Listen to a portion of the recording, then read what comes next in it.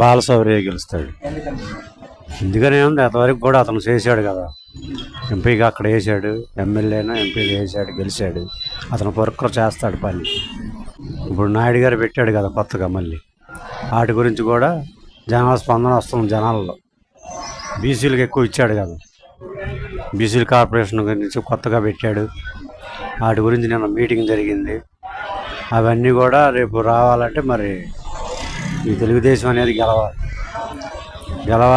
రేపు భవిష్యత్తు, పిల్లల భవిష్యత్తుకు కూడా రావాలని మేము కోరుకుంటున్నాం. ఇప్పుడు ఇదేంటంటే ఈ ఎలక్షన్ అనేది బాలశౌర్య గారికి మంచి పట్టు ఉన్నది అక్కడ. జనాలకు కూడా కొంచెం ప్లస్లో ఉన్నారు, జరుగుద్ది అని మాకు నమ్మకం ఉంది. ఎంపీగా బాలశౌర్య గెలుస్తాడు. జగన్ మంచి చేయడం వల్ల గెలుస్తాడు.